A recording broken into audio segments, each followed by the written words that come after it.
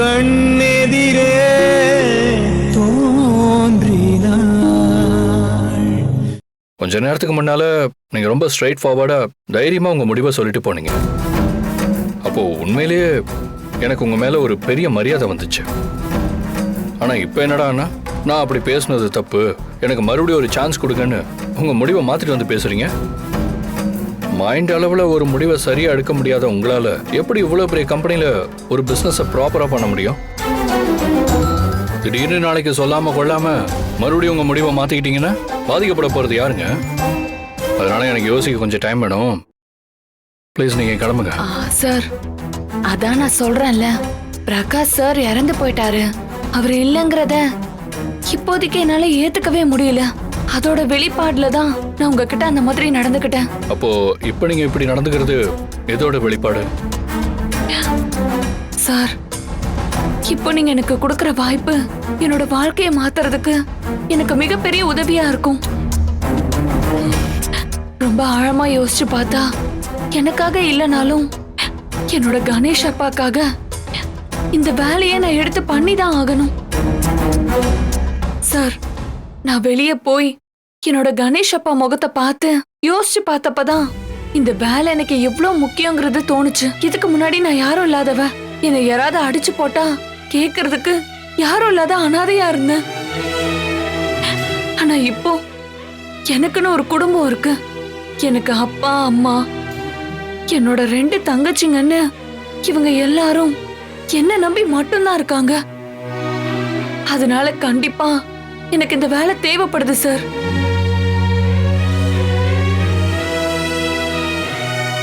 உங்களை என்னால புரிஞ்சுக்கவே முடியல.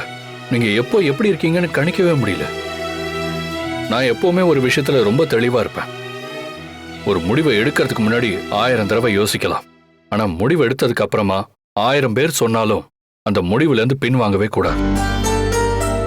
இப்போதைக்கு நான் யோசிக்கிறதெல்லாம் நீங்க கம்பெனி விஷயத்துல எந்த ரீசனும் சொல்லாம கரெக்டா இருப்பீங்களான்னு தான் யோசிக்கிறேன்.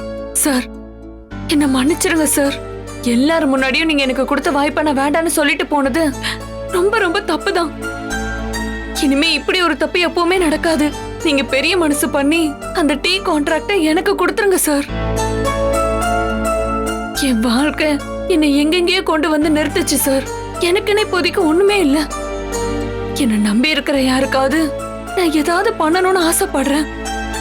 ஒரு ஆம்பளைக்கு வேலை இருந்துச்சுன்னா அவரோட வாழ்க்கை தரம் மாற ஆரம்பிச்சிரும். ஆனா அதே ஒரு பொண்ணுக்கு வேலை இருந்துச்சுன்னா அந்த குடும்பத்தோட வாழ்க்கை தரமே கண்டிப்பா மாறிடும். எத்தனையோ குடும்பத்தை வாழ வைக்கிறீங்க, அதுல என்னையும் ஒரு மனுஷிய கன்சிடர் பண்ணுங்க சார். ப்ளீஸ் சார், எனக்கு அந்த ஆர்டர் கொடுத்துருங்க. முதல்ல நீங்க அழாதீங்க. எனக்கு பொண்ணுங்க அழுதாலே பிடிக்காது. இப்ப நான் உங்களுக்கு என்ன பண்ணணும்னு எதிர்பார்க்கறீங்க? உங்க கண்ணு முன்னால தப்பு பண்றவங்கல நீங்க பெருந்தன்மையா மன்னிச்சு அவங்களுக்கு உதவி எல்லாம் பண்றீங்கல்ல, அதே மாதிரி நான் பண்ண தப்ப மன்னிச்சு எனக்கு மறுபடியும் ஒரு வாய்ப்பு கொடுங்க சார். மனசுக்குள்ள எதையாவது வச்சுக்கிட்டு ப்ளீஸ் இல்லன்னு மட்டும் சொல்லிடாதீங்க சார். நான் உங்க கால்ல கூட விழுறேன். என்ன பண்றீங்க நீங்க? இப்படி எல்லாம் பண்ணி என்ன ரொம்ப கில்ட்டியா ஃபீல் பண்ண வைக்காதீங்க.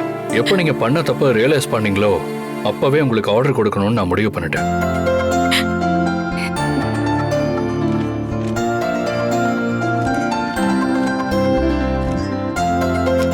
இந்தாங்க உங்க ஆர்டர் காப்பி. இப்போ நீங்க நம்ம HR டீமுக்கு போய் நம்ம கம்பெனியோட டேர்ம்ஸ் அண்ட் கண்டிஷன்ஸ், ஃபார்மாலிட்டிஸ் எல்லாத்தையும் கம்ப்ளீட் பண்ணிருங்க. அக்ரிமெண்ட்ல சைன் போட்டு உங்க ஒர்க்கை ஸ்டார்ட் பண்ணுங்க. All the best. Thank you sir. Thank you. Carry on.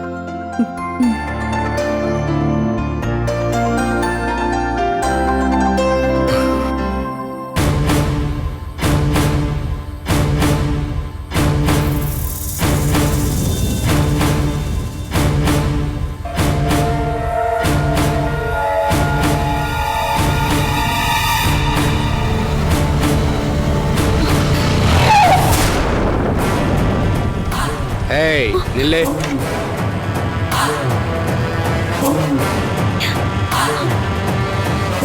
என்ன பாப்பா, இந்த நேரத்துல எங்க போயிட்டு வர?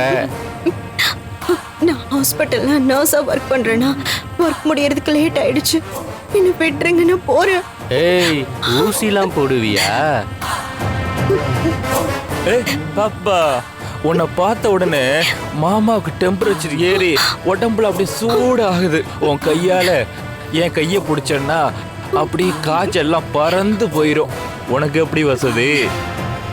ஏய் நிறுத்துங்கடா, பொண்ணுகிட்ட எப்படியாடா பேசுறது? டீசன்ஸ் இல்லாம. இப்ப பாரு நான் எப்படி பேசுறேன்னு. அழகு சிலை. பாப்பா இவனுங்களெல்லாம் நம்பாத, ரொம்ப ரொம்ப மோசமானவங்க. போதாததுக்கு இவனுங்கெல்லாம் சின்ன பசங்க.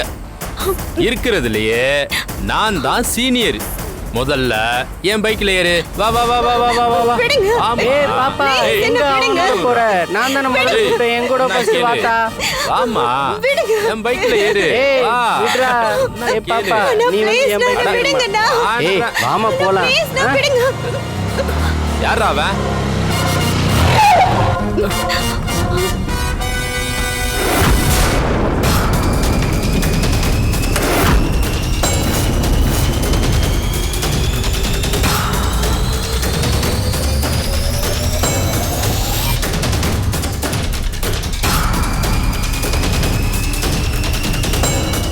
ஆமா நீ யாரு?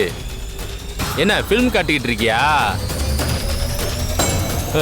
மரியாதையா ஓடி போயிரு. எங்களுக்கு அந்த பொண்ணு வேணும். முடிஞ்சா தூக்குடா.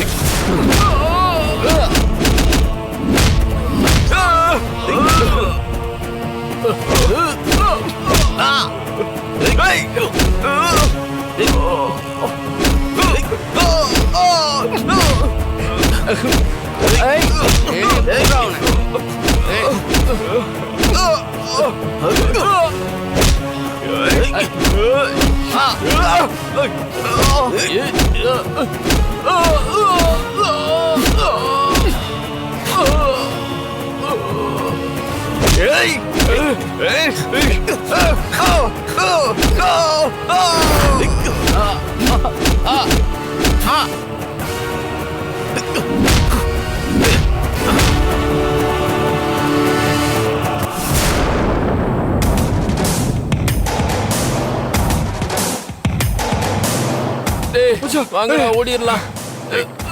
டேய் வாடா. எங்க உங்களுக்கு கொஞ்சம் கூட அறிவுங்கிறதே இல்லையா? நைட்டு நீங்க மட்டும் இப்படி தனியா நடந்து போயிட்டு இருக்கீங்க. எனக்கு ஒரு ஃபோன் போட்டிருக்கலாம்ல, நான் வந்திருப்பேன்ல. அதான் நீங்க வந்துட்டீங்கல்ல, அப்புறம் ஏன் இவ்ளோ டென்ஷனா இருக்கீங்க? பசங்களோட டென்ஷன்லாம் உங்களுக்கு புரியாதுங்க.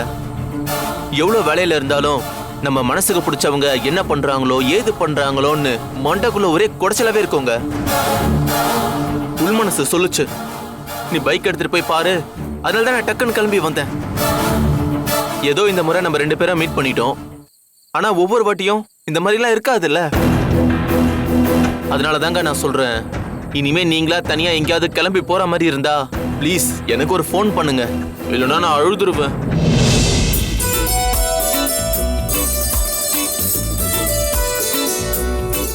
எல்லார்கிட்டயும் நான் ஈஸியா கோவப்படுவேன். ஆனா உங்க மேல கோவப்படணும்னு நினைச்சா கூட வரவே மாட்டேங்குது. சரி அதெல்லாம் விடுங்க. ஃபர்ஸ்ட் நீங்க சாப்பிட்டீங்களா? இல்லங்க, நான் இன்னும் சாப்பிடல. வீட்டுக்கு போய் சாப்பிட்டுக்கிறேன். நான் உங்களை சாப்பிட்டீங்களான்னு மட்டும் தான் கேட்டேன். நீங்க வீட்ல போய் சாப்பிட்றதுக்கு நான் உங்களுக்கு பெர்மிஷன் ஒன்றும் கொடுக்கலையே. சரி சரி, எனக்கு ரொம்ப பயங்கரமா பசிக்குது. அதனால நீங்க இப்போ என் கூட வந்தாதான் நான் சாப்பிடுவேன். சாப்பிட்டு முடிச்சதும் நானே உங்களை கொண்டு போய் வீட்ல டிராப் பண்றேன். ஓகேவா? இல்லங்க பரவாயில்ல, உங்களுக்கு எதுக்கு வீண் சிரமம்? நீங்க சாப்பிட்டுட்டு வீட்டுக்கு கிளம்புங்க, நானும் வீட்டுக்கு போறேன்.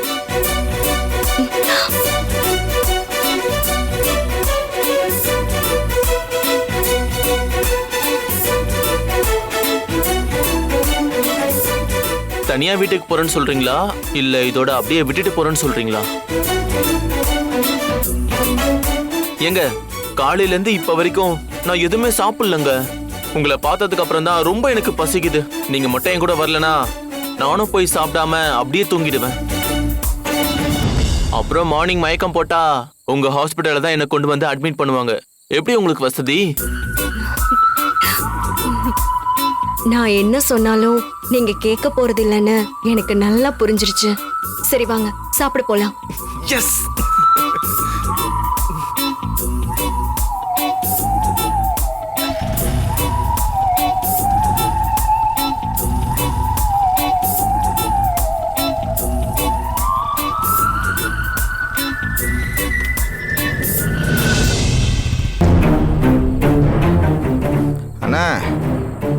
அண்ணி இறந்ததுக்கு அப்புறம் நீங்க வர வர இளமையாயிட்டே வர்றீங்க அண்ணே.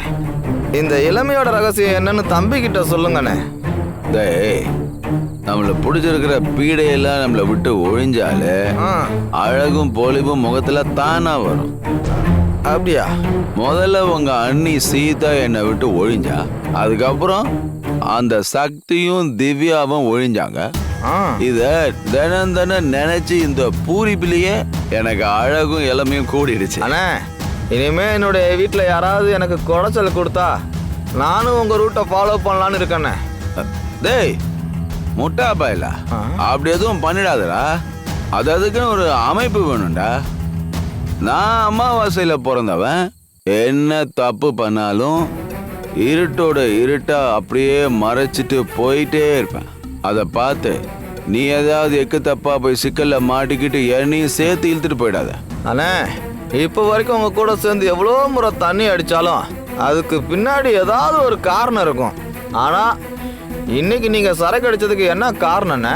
டேய் சங்கர, என்னை சுத்தி எவ்வளவோ சந்தோஷம் இருந்தாலும் என்னோட உண்மையான சந்தோஷம் என் பொண்ணு அனிதாவுடைய வாழ்க்கை நல்லா இருக்கிறது தான். நான் எதுக்காக இவ்வளவு செய்யறேன்? அனிதா அம்மா சந்தோஷமா நிம்மதியா இருக்கணுங்கிறதுக்காக தானே? ஆமாண்ணே. ஆனா சக்தி மென்டல் ஹாஸ்பிட்டல்ல இருந்து தப்பிச்சு வந்தது மட்டும் இல்லாம 2வது முறையா அனிதா அம்மாவுக்கு நடக்க இருந்த கல்யாணத்தை நிறுத்தி அவங்களுக்கு பெரிய மன உளைச்சலே ஏற்படுத்தியிருக்கா. அவங்க வாழ்க்கையில மணாலி போட்டிருக்கா. அவ மட்டும் என் கையில கிடைச்சான்னு வையி, அவளை சும்மா விட மாட்டேன்டா. டேய் சங்கர, நீ கடவுள்கிட்ட வேண்டிக்கிறப்போ அந்த சக்திய அண்ணன் கண்ணில் காட்டணும்னு வேண்டிக்கடா. அது போதும். கண்டிப்பா காட்டு வர்றேன்.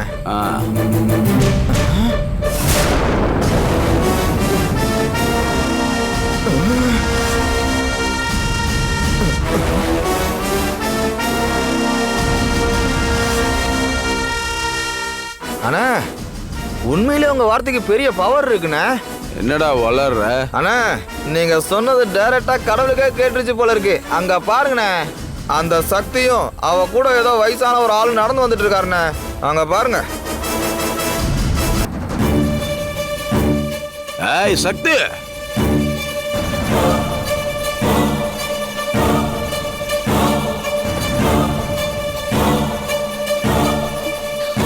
நீ எல்லாம் எப்பவும் திருந்தவே மாட்டியா? இது வரைக்கும் தொடர்ந்து அனிதாவுக்கு தொலை கொடுத்துட்டே இருந்த. உன்னை இப்படியே விட்டு வைக்க போய் தான் நீ இன்னும் இந்த ஊர்லயே சுத்திக்கிட்டு இருக்க. நீ உயிரோடு இருக்கிற வரைக்கும் நாங்க யாரும் நிம்மதியா இருக்கவே முடியாது. யார் நீங்க? நைட்ல தனியா போற பொண்ணுகிட்ட தகராறு பண்றீங்களா? ஒழுங்கு மரியாதையா இங்க இருந்து போயிடுங்க. இங்க இப்படி பிரச்சனை பண்ணிட்டு இருந்தீங்கன்னா அப்புறம் இங்க நடக்கிற கதையே வேற. டேய் தடிமாட்டு பசங்களா, யாரா நீங்களா? எதுக்குடா என் பொண்ணுகிட்ட இப்படி பிரச்சனை பண்ணிட்டு இருக்கீங்க? ஏய் டேய் இல்ல, இவளை பார்த்ததும் பிரச்சனை பண்ணாம கையெடுத்து கும்பிட்டு அர்ச்சனை பண்ண சொல்றியா? ஓயா ஏண்டி, முன்னெல்லாம் பணக்கார பசங்களா பார்த்து தான் வளைச்சு போடுவேன். இப்ப தொழில மாத்திட்டியா? நீ இவனை வச்சிருக்கியா இல்ல இந்த கிழமை ஒன்ன வச்சிருக்கானா? டேய் ஏய், என்ன சவுண்ட் என்ன? யாருமா இந்த நாய்களா? இவனுங்களா உனக்கு தெரிஞ்சவனுங்களா?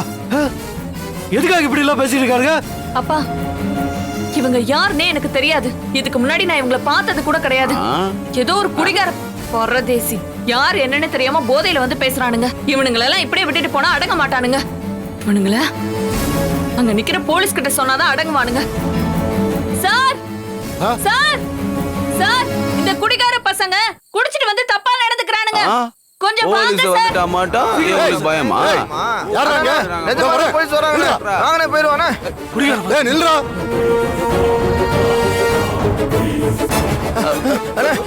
நில்றா. குடிகார பசங்க இருமா, எவ்வளவு திமிரா இருந்தா கூடாது. பொண்ணுகிட்ட அண்ணா அண்ணா குடிச்சிட்டு வந்துட்டா கண்ணு மேல தெரியாதா? எந்திரா.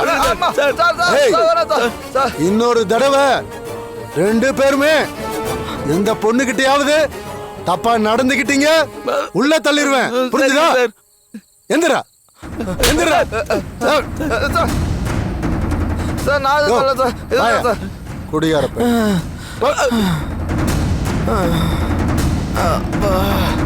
அம்மா அம்மா அண்ணா பார்த்து எந்திரிக்கண்ணே பார்த்து.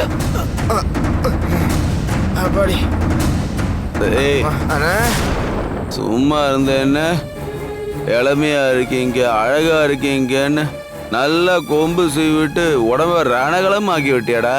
இப்போ உனக்கு திருப்தியா? அண்ணே நாம என்ன பண்றது? நாம ஒன்று நினைச்சா அது ஒன்று நடக்குது. நாம நினைக்கிற மாதிரிலாம் இப்போ யாரும் இல்லைண்ணே. ஆனால் ஒன்றுண்ணே, நாம அசிங்கப்பட்டு அவமானப்பட்டு அடி வாங்கினதை யாருமே பார்க்கலண்ணே. ஆமாடா, நீ சொன்னதும் சரிதான்டா. அதை இதோட மறந்துடு. நானும் மறந்துடுறேன், நீயும் மறந்துடு. அண்ணே அந்த போலீஸ்காரன் லத்திய வச்சு அடிச்சதுல உடம்பெல்லாம் அங்கங்க கொஞ்சம் பெயினா இருக்குண்ணே. பேசாம நாம 2 பேரும் ஒரு பெக்கு போடலாமா? அப்பா, என் மனசுல இருக்கிறத சொல்லிட்டியே. நீதான்டா உண்மையான தம்பி. நல்லா வருவடா, நல்லா வருவ. வா, ஆளுக்கு ஒரு கட்டிங் போடலாம். சரிண்ணே, வாடா போலாம்.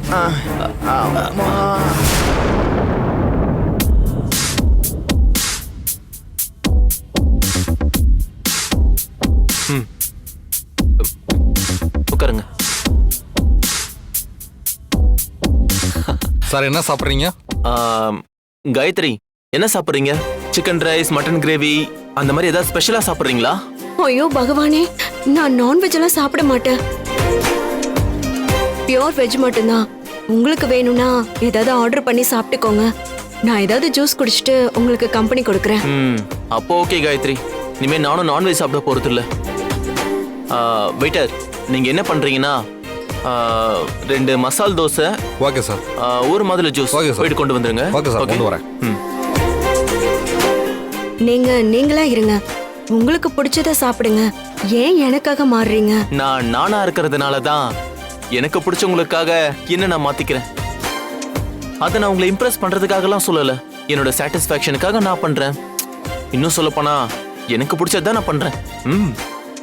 அட நிஜமாங்க.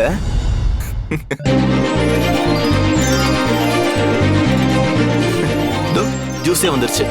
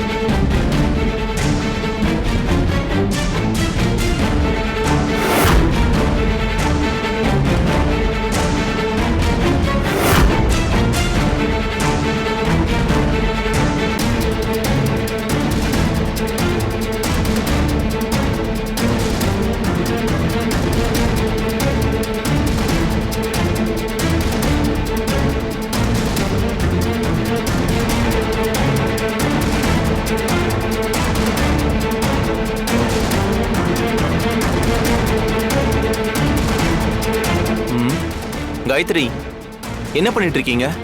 பில் பே பண்ணலான்னு. ஹலோ, இப்ப நான் பில் ஏதாவது உங்ககிட்ட கேட்டேனா? ஐயோ, ஏங்க இப்படிலாம் பண்றீங்க? என் மனசை ரொம்ப கஷ்டப்படுத்துறீங்க. அப்படி இல்ல, பில் எல்லாம் நான் பாத்துக்கிறேன். நீங்க பாட்டுக்கு ரிலாக்ஸா இருங்க. நான் கொடுக்கறேனே. அட, நான் சொல்றேன்ல, நான் கொடுக்கறேன். ஓகே?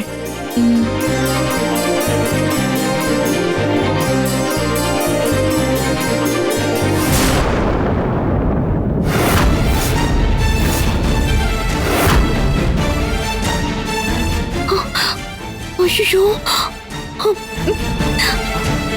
டேய், என்னாச்சு காயத்ரி? ஒரே பதட்டமா ஏன் இப்படி ஒளிஞ்சிட்டு இருக்கீங்க? அச்சச்சோ, கொஞ்சம் கேர்லெஸ்ஸா இருந்திருந்தேன், என் அப்பா கிட்டயும் அக்கா கிட்டயும் மாட்டிருப்பேன். என்ன சொல்றீங்க?